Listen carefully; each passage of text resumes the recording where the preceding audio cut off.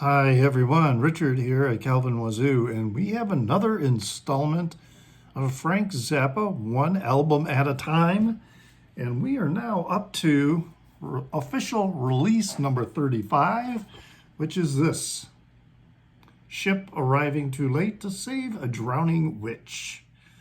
All right, so this was released in May of 1982. Back over here, you can see I have a little ring wear on there. This is a Barking Pumpkins release. So we have the Barking Pumpkins label with the cat hissing at the pumpkin. And the cover art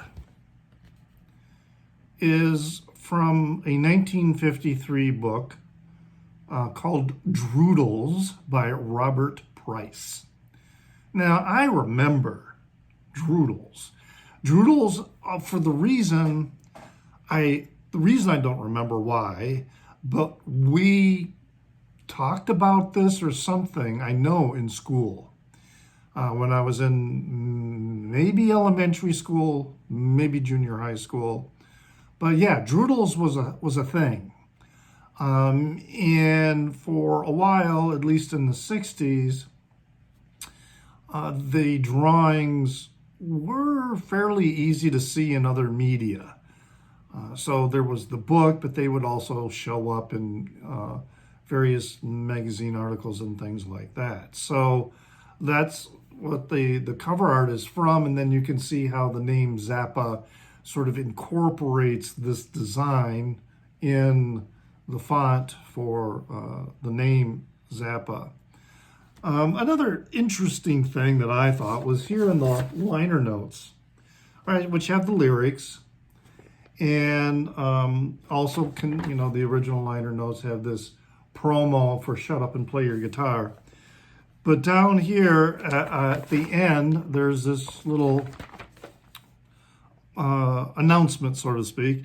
It says this album has been engineered to sound correct on JBL 4311 speakers or an equivalent. Yeah, well, whatever, about that, who's got the JBLs.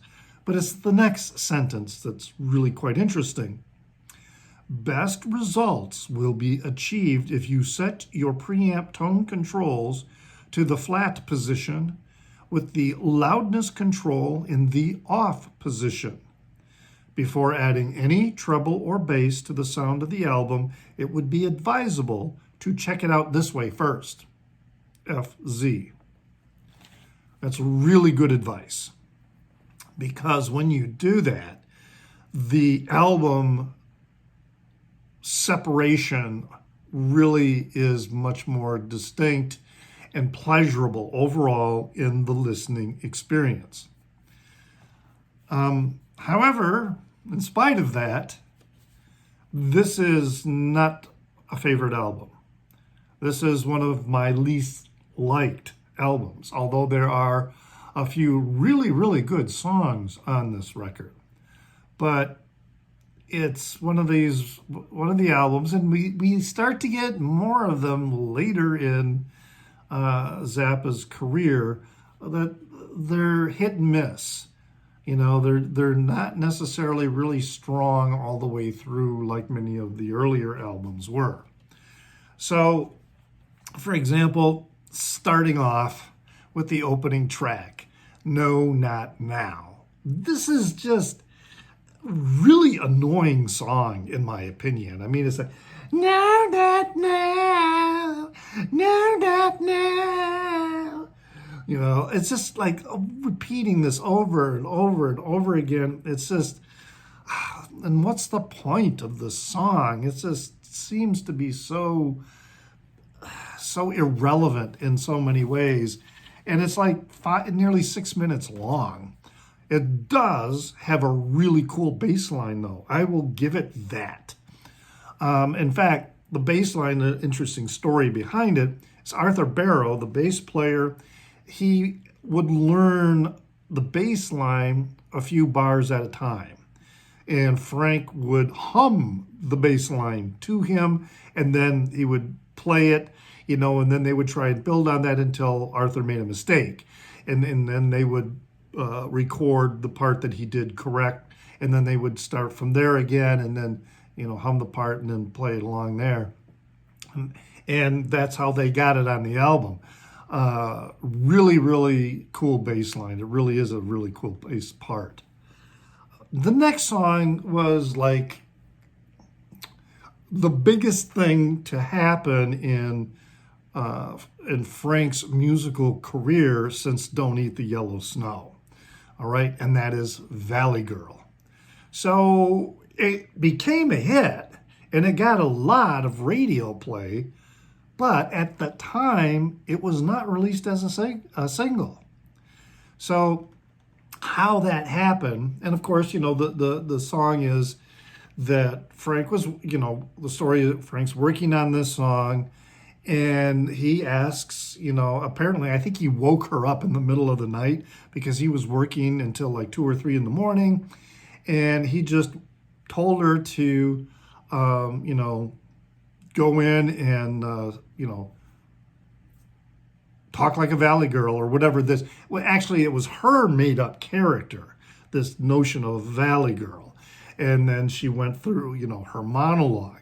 Well, Moon, after this was all recorded and it was going to be pressed, she took an acetate to the Pasadena big FM radio station, K-Rock, KROQ.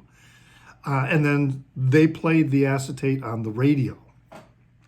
And then other stations who heard it on K-Rock recorded it from K-Rock and then played those on their stations, those copied versions. And so they started turning this song into a hit. Well, and part of the hit is the monologue that Moon does. It was completely ad-libbed. She just went in there and just started doing it.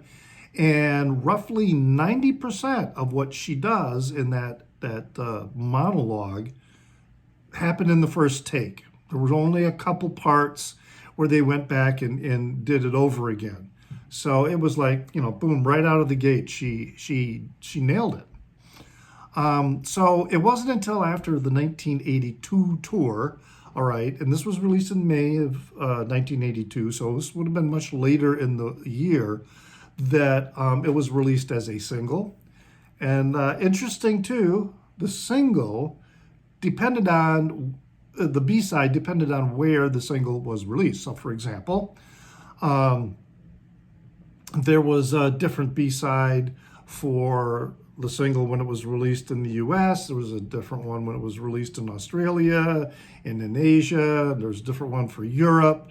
So there are a number of variants out there if you were to collect the singles, for you to find, because of the differences with the B-side. And then when it was released as a single, it reached number 32 in the Billboard Top 100, Frank's only top 40 single in the Billboard Top 100. It made him so much money that he was able to use all that money that he got from the single, all that from the playing and the royalties, etc., to finance most of the London Symphony Orchestra sessions. So that's what he did with that money. He went and he pursued one of his dreams, and that was to get an orchestra to play his music.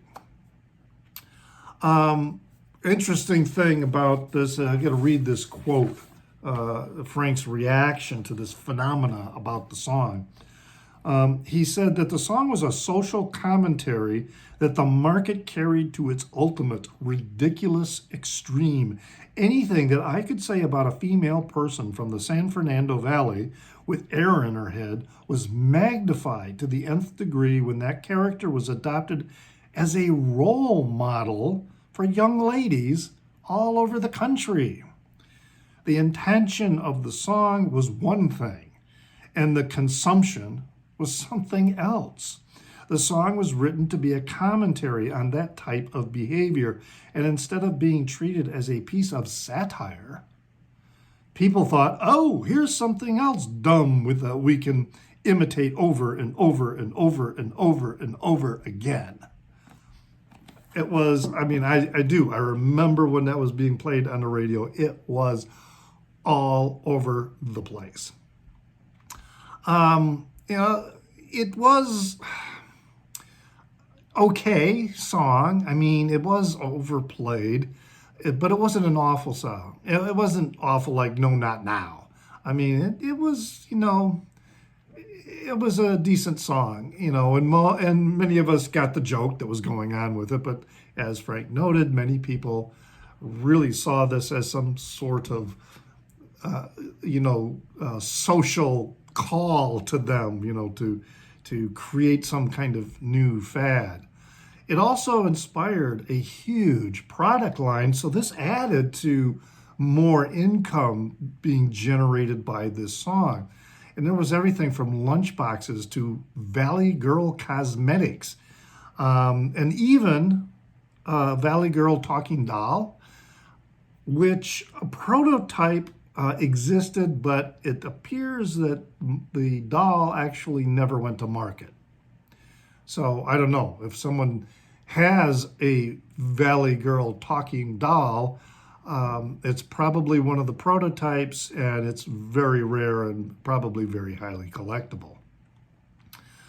And another maybe not such a great thing that happened was in 1983. There was a film called Valley Girl with Deborah Foreman and Nicolas Cage.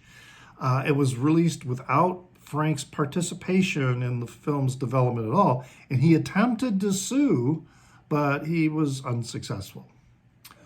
And interestingly, he never performed Valley Girl live as Valley Girl. Okay? Bits and pieces related to Valley Girl showed up in various concerts, but as the song Valley Girl, he didn't play it. But in Munich in 1982, during that tour, Moon appears on stage and she does a guest monologue while the band is playing King Kong. So, yeah, Valley Girl was just a huge, huge hit on this record. The next song is I Come From Nowhere. This is another, to me, a tosser of a song, lyrically speaking. It's essentially about people who smile too much, which is something Frank has talked about. He doesn't like people who smile too much. He says that they're untrustworthy. The vocals are by Roy Estrada, and they're really annoying, and it's that distortion kind of thing that's going on with them. But the song does have some good riffs and a good hook. All right, so musically, it's got some things going for it. And it also contains a studio guitar solo. And this is a very rare item in Zappa's discography, because typically what he does, even when it's a studio song, he will then insert a guitar solo from a live performance for the solo on the studio album. But this is completely a in-studio guitar solo. He's playing a Les Paul, and it's a very, very tasty solo. Now, the problem, though, with the song also is that it fades out, and I know this was like really common, particularly in the 60s and 70s with some songs, how they would just kind of fade out. And by this time, it's like, learn how to end a song, The next song is, which starts off side 2, is Drowning Witch, the titular song, so to speak. This song is a lot more interesting musically than it is lyrically. But the lyrics, aren't that bad. And I remember, I think it might have been in 1982 or 83, when I saw Zappa in Tucson, Arizona, I'm kind of thinking he played that song. My memory of some of these shows is not as good as it used to be. The song that appears on, the album that appears on this release is actually stitched together from 4, perhaps 5 different live shows in 1981. All right, and 3 of those live shows are identified. There was a New York show on November 17th, a Chicago late show November 27th, and Santa Monica, California on December 11th. And the other 1 or 2 possible edits that he put into the song are from, it's incorrect to say it's unknown. They are unidentified. He plays 2 solos during the song on the Hendrix Strat. So if you don't know about the Hendrix Strat, all right, this is a guitar that Hendrix burned and smashed during a 1968 Miami Pop Festival show, not Monterey, okay? This was during the Miami Pop Festival. And roadie Howard Parks retrieved the guitar after Jimmy had burned it and smashed the neck, and he gave it to Zappa because Zappa was also at the festival playing with the Mothers of Invention. Now, this version of events is still largely unverified, except for we have the fairly reliable word, I would say, of Dweezil Zappa, who vouched for the guitar's provenance in an article for Guitar World. So that seems to be the story of that. And Frank kept the guitar, even though it was all, smashed up. He didn't do anything with it until the mid-1970s, and that's when he decided, get it restored into playable condition, which he did. So these guitar solos are on this famous resurrected guitar of Jimi Hendrix. And whenever he played Drowning Witch during a show, there were always 2 guitar solos. And some of these other various solos, beside the ones that are on this record, show up on the albums Guitar and Jazz from Hell. So Drowning Witch is a pretty good, it's a 12-minute song, and it's really quite good. It goes directly into the song Envelopes. Now, this was also stitched together from 3 December 1981 shows. One of them in Berkeley, one of them in Santa Monica, and then the third also unidentified. Steve Vai plays the solo in this song.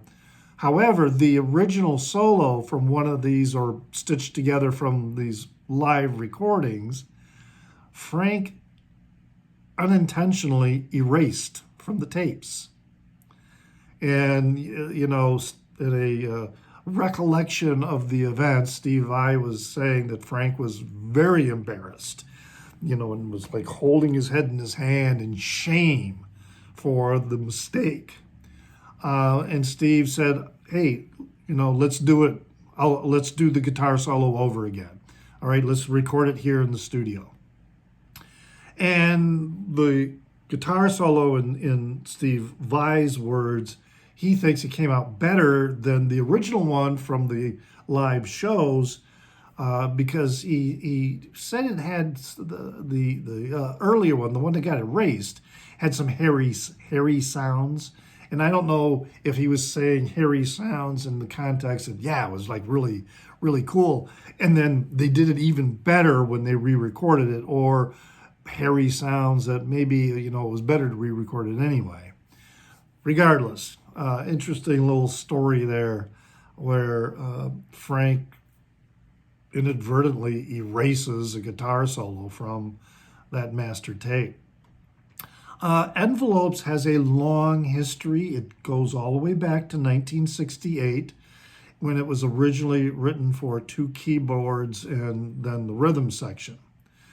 When he started doing some rock arrangements beginning in 1977, and then the reggae drumming style was introduced in 1981. Frank has said that he liked the reggae drumming style when he would do solos because it was easier. His solos played really well over that background, so that the rhythm was still being maintained, but it wasn't like it was going to be overwhelming or intruding on his solo. Now, regarding the rock versions, Scott Tunis, the bassist, during the song he has like 16 bars of rest. Okay, so instead of just not doing anything while on stage, he started introducing antics into the show during these 16 bars. And some of these antics included like taking bananas and shoving bananas in his mouth, and stuffing his face with bananas, and then picking up the bass and playing when his 16 bars of rest was over. Another antic was he would smear mayonnaise all over his body, and then he would then go back to his bass when it was time to play, and then play the bass part with this mayonnaise all over him. There's a quote when Frank asks, "Why? Why not?" Envelopes also turned into orchestral arrangements, including some wind ensemble performances that with a rock band, a combination wind ensemble and a rock band by the Netherlands Wind Ensemble in 1980.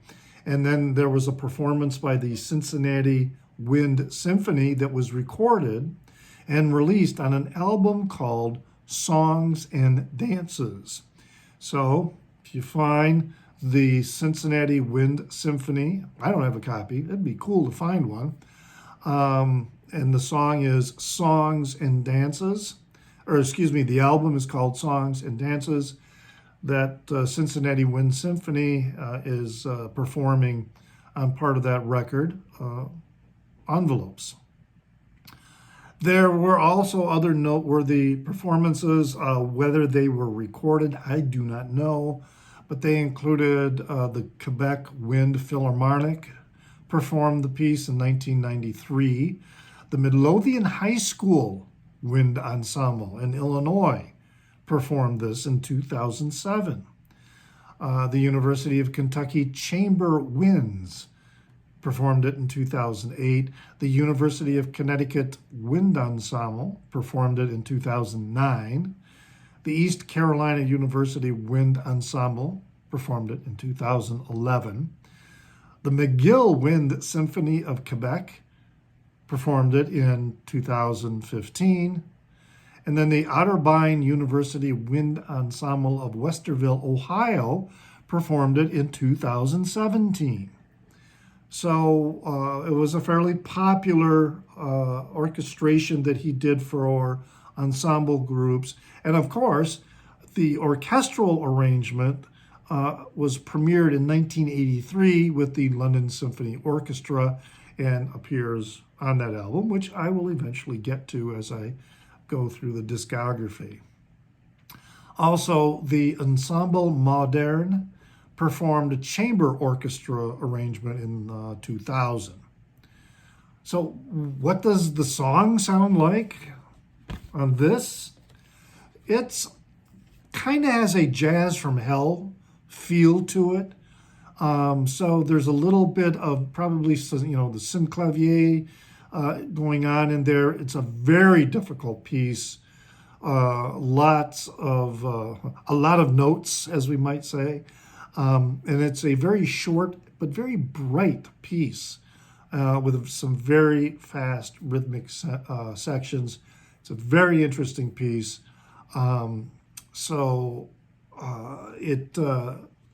in all its variations that I have heard, it's really an interesting piece and a good piece. It's a solid piece here on this record. So then the closing song on the album is Teenage Prostitute. And Lisa Popeil, I think her name, or Popeil, is perhaps how she says her name. She does the vocals, and she sings it like an opera diva. It's a very quick and fun song. It really is. And the operatic style works really well with the song because, in a way, the song is a tragic song. I mean, really, it is. It's a tragic song about a teenage girl trapped in a prostitution ring. So, and in much like opera, I mean, I can see why Frank wanted this done in an operatic style, because the operatic storylines, so to speak, are often tragic storylines with the just over-the-top, overblown vocalizations in terms of singing the story along. So it does, however, strike me as being a slight bit derivative of I'm So Cute from Shake Your Booty. There's some parts where I really think Frank kind of just copied and reused portions of the musical score, and what really makes it stand out then is the libretto being sung by Lisa Popeil. So overall, with this record, side 2 is much better than side 1. And as I say, it's not a favorite album at all. It's not among my favorites. It is, except for a couple of songs, I largely don't want to listen to this album. So yeah, it's among my, I don't even want to call it one of my least favorite releases, because that would imply that it's still a favorite. It's just, a lesser favorite. I mean, You Are What You Is, to me, is one of my least favorites, but it's still among my favorites, okay?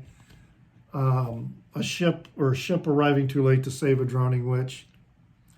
Yeah, there's some good songs on here, but by and large, it's not really an album that I would recommend. I would recommend the singles, or just parts of it, buying it just for the parts. It's not an album where I want to listen to it from beginning to end. There's just a few songs that I want to listen to it.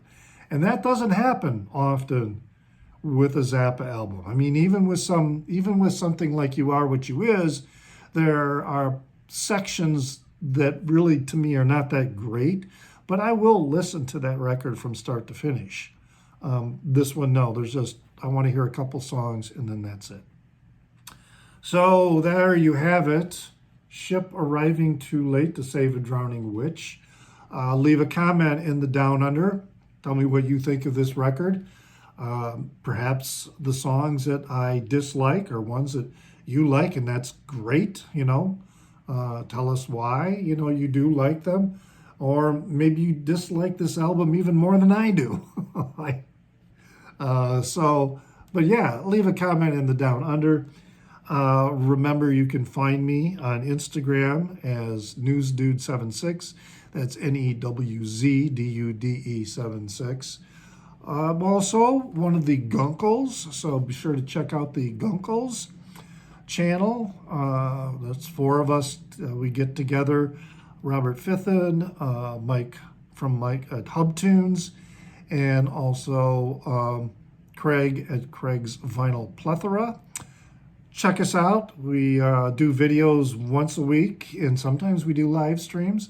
So stop by and take a look and see what silliness we are up to. But as always, remember to pray for the people inside your head, for they won't be there when you're dead.